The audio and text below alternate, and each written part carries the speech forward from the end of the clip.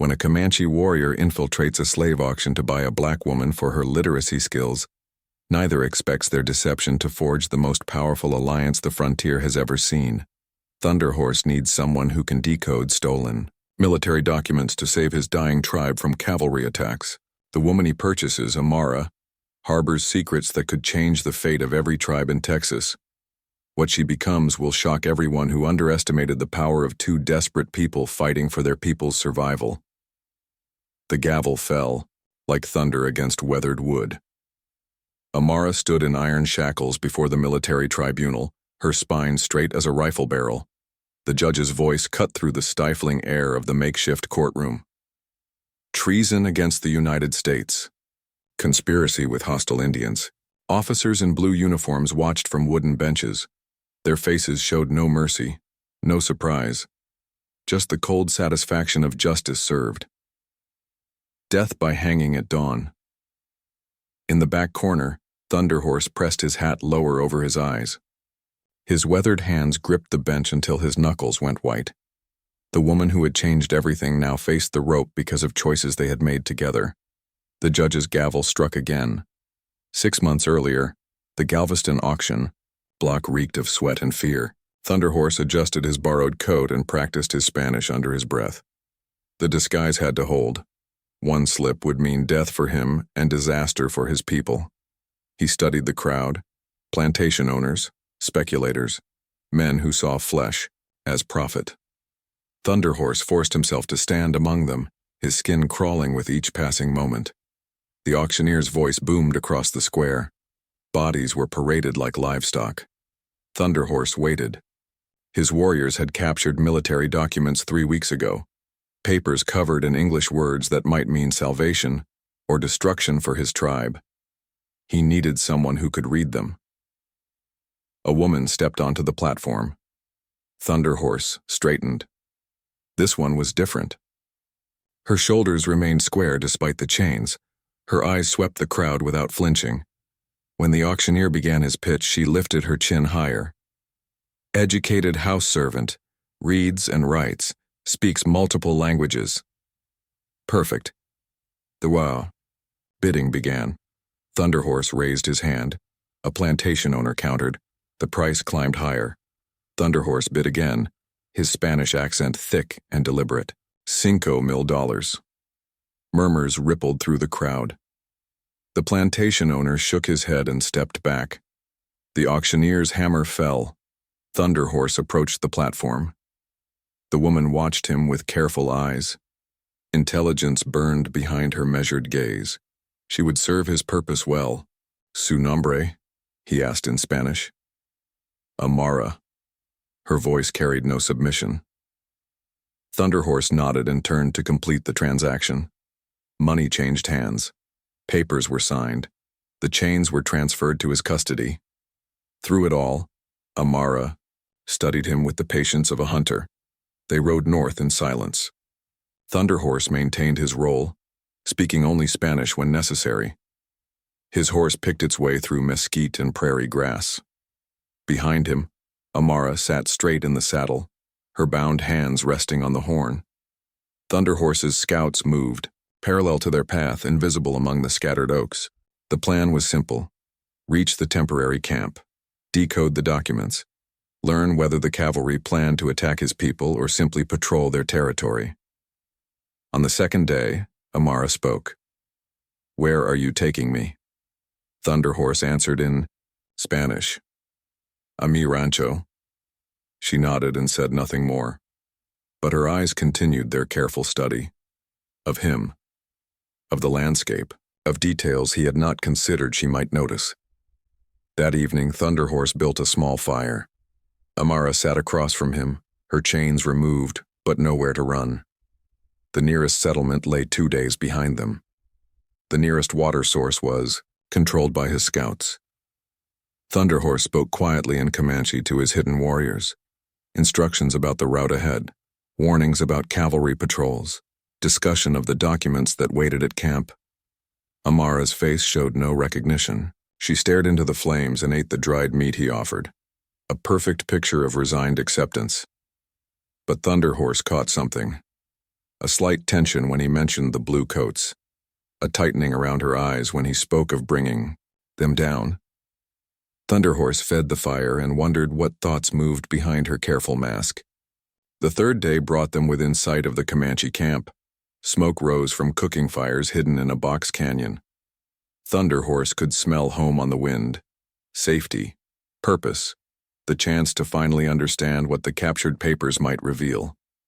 He turned to study his purchase. Amara sat her horse with natural grace. Her eyes took in every detail of their surroundings. The defensive positions, the escape routes, the number of warriors visible on the canyon rim. Thunderhorse made his decision. The charade had served its purpose. The documents waited in his lodge, and this woman would help him understand them whether she wished to or not. "Welcome to my home," he said in perfect English. Amara's eyes snapped to his face. For the first time since the auction block, surprise broke through her careful composure. "I was wondering when you would drop the pretense," she replied in fluent Comanche. Thunderhorse's hand moved instinctively toward his knife. This woman had understood every word his scouts had spoken, every plan they had discussed, every weakness they had revealed. The game had changed. Both players had been hiding their true nature. Now the real negotiation could begin. Thunderhorse studied the woman before him. The canyon walls seemed to lean inward, pressing secrets between them. Wind carried the scent of sage and something sharper. Deception had its own smell. "How long have you understood?" Amara's fingers traced patterns in the dust. "Since the first night. Your scouts have interesting opinions about your leadership." Thunderhorse's jaw tightened. His warriors had spoken freely, believing their words safe. They had discussed his failures, his desperate choices, the slow death of their people through starvation and cavalry pressure. "What do you want?" he asked. "To understand why you bought a woman to read papers you could have taken to any trading post." Thunderhorse walked to his lodge and returned, with a leather pouch. He spread the captured documents on a flat stone between them. Official seals, military stamps, words that might mean life or death. "Because trading posts have loose tongues, and these papers concern my people's survival." Amara leaned forward. Her eyes moved across the text with the speed of rushing water. Thunderhorse watched her face change. Concern replaced calculation. Understanding brought tension to her shoulders. "Winter offensive," she said quietly. 3 columns, converging from the north, east, and south. Thunderhorse's blood turned cold. "When?" "First snow. They plan to trap non-combatant camps in the canyons." Amara looked up from the papers. "Your families, your elders, everyone who cannot fight or run." The wind picked up, scattering dust across the documents. Thunderhorse gathered them carefully. His hands shook with more than anger. Fear had found him at last. "There is something else," Amara continued. "Supply routes, ammunition depots, communication schedules between the columns." Thunderhorse waited. "This information could save more than just your people. The Kiowa camps to the east, the Apache, bands in the southern ranges. They face the same winter trap." Thunderhorse stood and paced to the canyon edge. Below, his people moved through their daily routines. Children played between the lodges. Women prepared food. Warriors maintained weapons they could barely afford to fire. "You suggest what?" "That running is not your only choice." Thunderhorse turned back to her. Amara sat with her hands folded, watching him with steady eyes. No urgency in her posture, no pleading, just quiet certainty. "Speak plainly." "Information is a weapon. Shared properly, it becomes an alliance. Tribes that have fought each other for generations could fight together for survival." Thunderhorse had heard such ideas before. From young warriors drunk on, glory.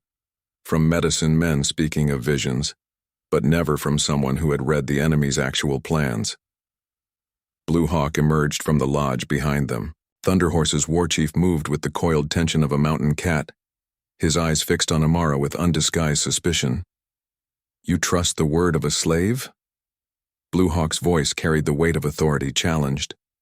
I trust the word of someone who can read, Thunder Horse replied.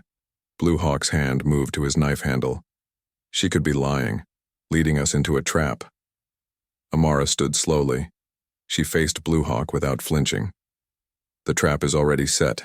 I am simply showing you where the snares are hidden, and what do you gain from helping us? Amara's eyes moved between the two men. The same thing you do, the chance to see tomorrow.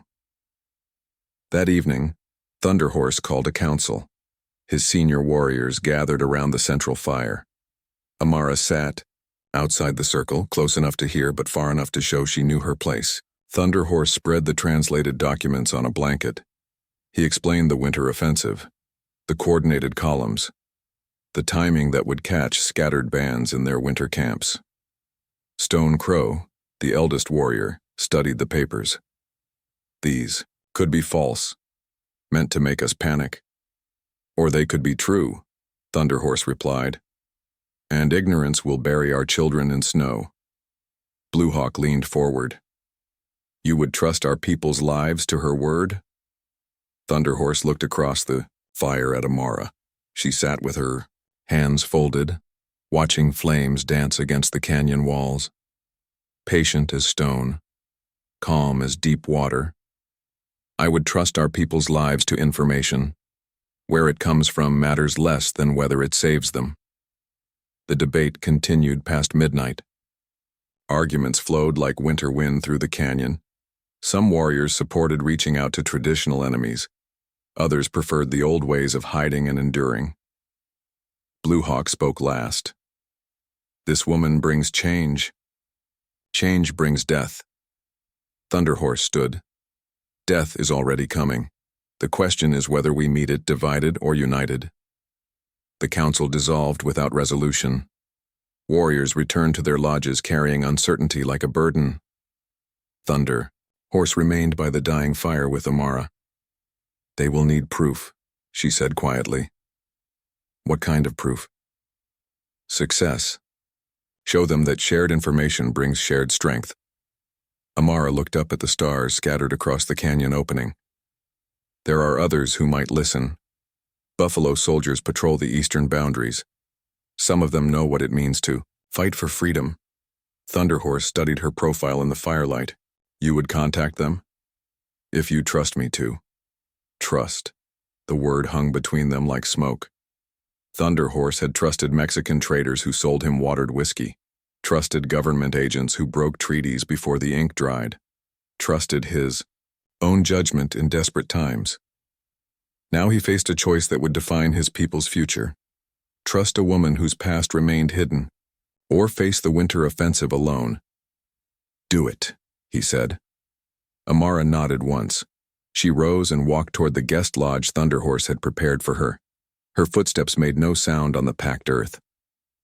Thunder Horse remained by the fire until dawn touched the canyon rim. The documents lay spread before him like prophecy written in official language. Winter would come whether he was ready or not. But for the first time in months, he felt something besides desperation. He felt possibility. 2 weeks later, representatives from 5 tribes gathered in Thunder Horse's canyon. Amara had done what seemed impossible. Ancient enemies sat around the same fire, studying shared intelligence about the approaching winter offensive. The Kiowa war chief Running Bear examined the translated documents. His weathered hands traced supply routes on a crude map drawn in canyon dust. Stone silence stretched between men who had killed each other's brothers just seasons before. The eastern column moves through Palo Duro, Running Bear said finally. They will bottle us in the canyons like trapped wolves. Wind Rider of the Apache nodded. The southern route cuts off retreat to Mexico. No escape through traditional paths. Thunder Horse watched the faces around the fire. Fear had become their common language. Survival, their shared prayer.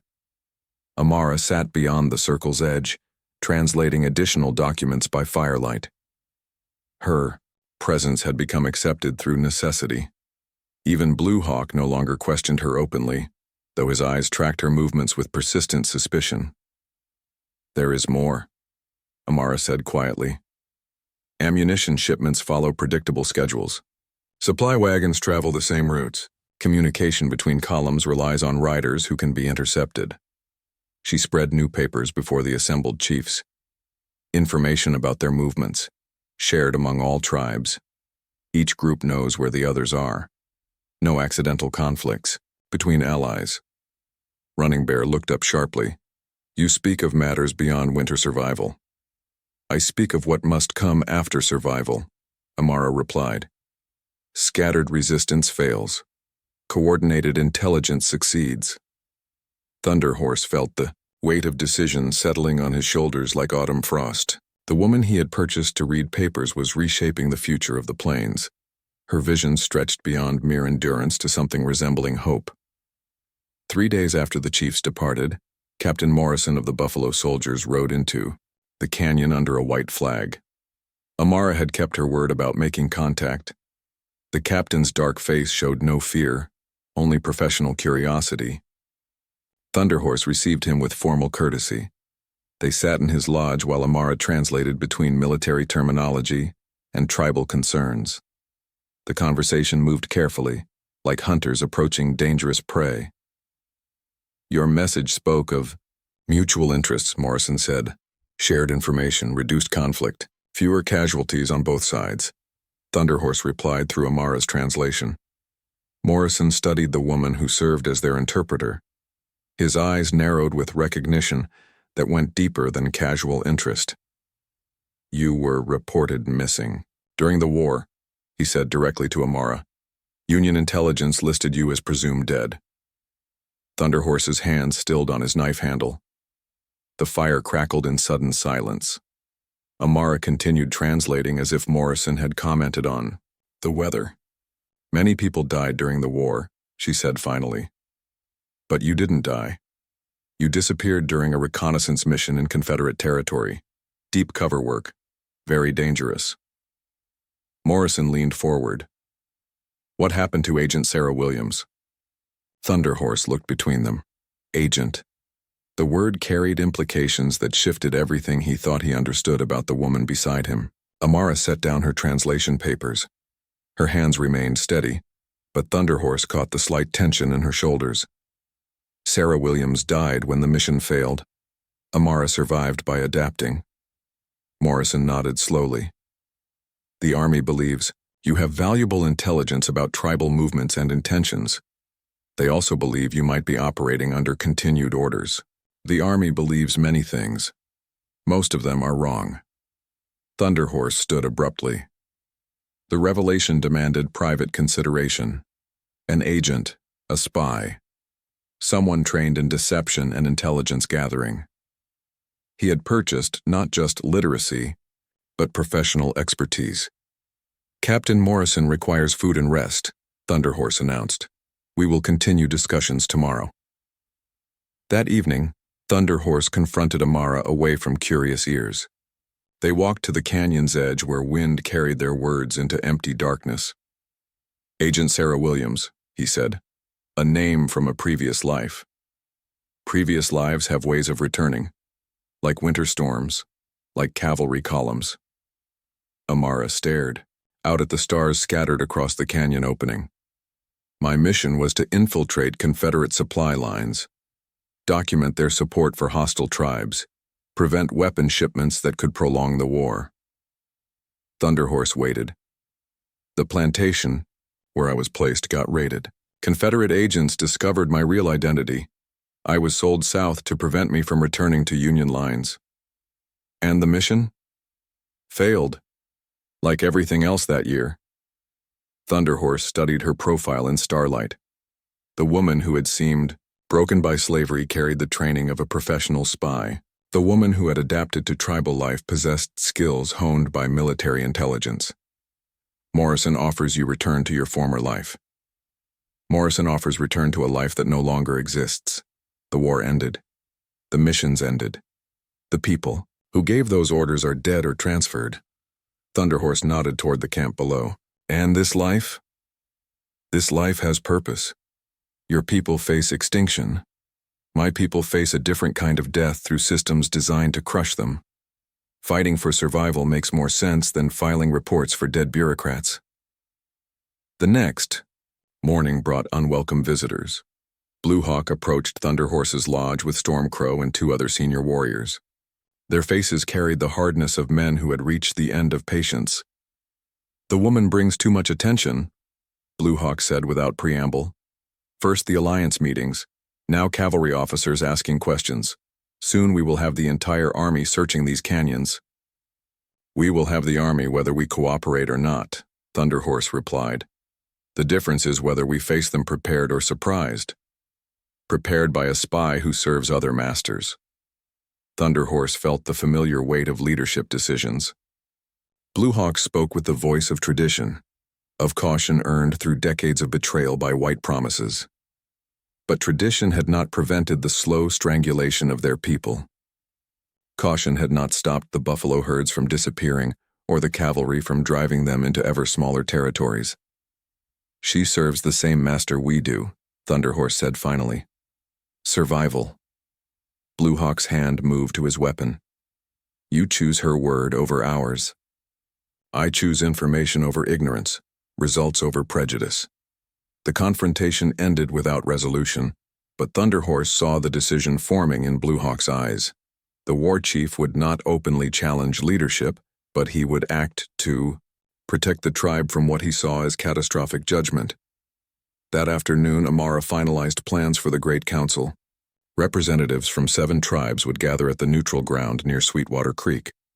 Buffalo soldiers would provide security and communication support.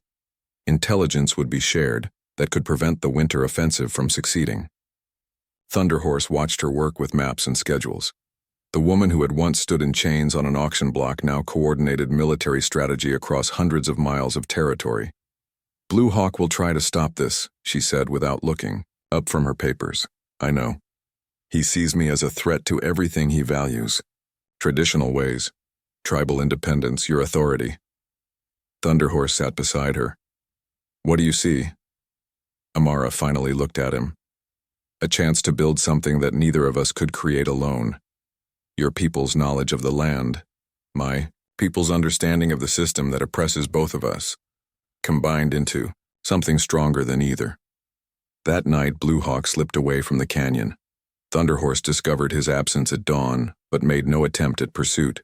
Some choices could not be prevented, only prepared for. The council at Sweetwater Creek would proceed as planned. Whatever Blue Hawk intended would have to be faced when it came. Change was coming like winter wind. The only question was whether it would bring survival or destruction. The Peace Council at Sweetwater Creek had drawn leaders from across the territory. 7 tribal chiefs sat alongside Captain Morrison and his buffalo soldiers. Maps spread between them showed coordinated defensive positions that could turn the winter offensive into a costly failure. Amara moved between the groups, translating strategy into action. Her vision was becoming reality. Former enemies shared intelligence that could preserve thousands of lives. Thunderhorse watched the proceedings with quiet satisfaction. The woman he had purchased for her literacy had become the architect of their survival. Blue Hawk struck at dawn. Cavalry surrounded the council site like morning fog rolling across the creek. Officers emerged from the cottonwoods with weapons drawn and warrants ready. Blue Hawk rode beside the column commander, his face carved from stone and regret. "Amara Williams," the commander called out. "You are under arrest for treason against the United States." Thunderhorse reached for his rifle. Captain Morrison stepped between him and the arresting officers. The Peace Council dissolved into armed tension that could explode with a single wrong movement. "Stand down," Morrison ordered his buffalo soldiers. "This is not our fight." But his eyes said different. His positioning protected the tribal representatives while appearing to comply with military authority. Amara walked toward the cavalry, without resistance. Her hands remained at her sides. No fear showed in her posture. She had expected this moment since the alliance began. "You made a deal with them," Thunderhorse said to Blue Hawk. "I made a deal to save our people from following a spy into destruction." The irony cut deep as winter wind. Blue Hawk's betrayal had destroyed the very thing he claimed to protect. Iron shackles closed around Amara's wrists, the same chains that had bound her at the auction block. The circle was completing itself in ways none of them had foreseen. The trial took place in the fort's makeshift courtroom. Military justice moved with efficient brutality. Evidence was presented. Witnesses testified. Amara's past as Union agent Sarah Williams was laid bare for official judgment. Thunderhorse sat in the back corner, helpless to change what was unfolding. The woman who had saved his people now faced death because of the alliances she had built. The defendant used her position to coordinate military activities with hostile forces, the prosecutor declared. Her actions constitute treason in time of war. Amara's defense attorney, a young lieutenant with little experience, struggled against evidence that seemed overwhelming, documented meetings with tribal leaders, translated military intelligence, coordination of defensive strategies that could be interpreted as aid to the enemy. The judge deliberated for less than an hour. Death by hanging at dawn. That night, Thunderhorse came to her cell window. No guards challenged him. Morrison had ensured certain blind spots would be available. "My warriors can break you out," Thunderhorse whispered through the bars, "and destroy everything we built? Make outlaws of everyone who trusted us?" Thunderhorse gripped the iron bars until his knuckles went white. "I cannot watch you die for trying to save us. You cannot watch your people die for trying to save me." The logic was perfect, terrible, inescapable. Amara faced the tribunal one final time, but instead of waiting for execution, she spoke with the authority of someone who had nothing left to lose. "I am Agent Sarah Williams. My mission never ended. It evolved." The courtroom stilled. Even the judge leaned forward. "The intelligence network I created serves Union interest better than continued warfare. Peaceful tribes require fewer troops to monitor. Cooperative leaders provide better information than hostile ones." She gestured toward the documents on the prosecutor's table. "Every piece of evidence shows coordination that prevented conflict, not encouraged it.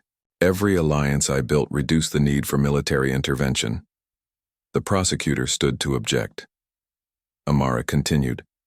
"The winter offensive would have cost hundreds of soldiers' lives and thousands of civilian casualties. The intelligence sharing I coordinated made that offensive unnecessary. The Army achieved its objectives without firing a shot." Captain Morrison rose from the gallery. "Permission to present additional evidence, Your Honor." "Granted." Morrison approached the bench with official dispatches. "Orders from Division Command. The coordinated tribal cooperation has been deemed strategically valuable. Agent Williams's methods are to be continued under military oversight." Thunderhorse watched the judge read documents that would determine Amara's fate. Military necessity overruled military justice. The same system that had condemned her now found her useful. Charges dismissed.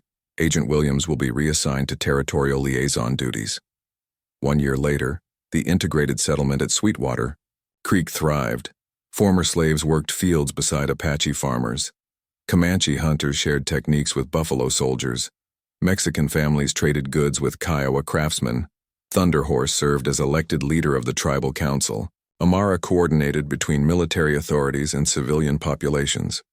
The peace they had built together had grown into something neither could have imagined alone. Blue Hawk approached the celebration slowly.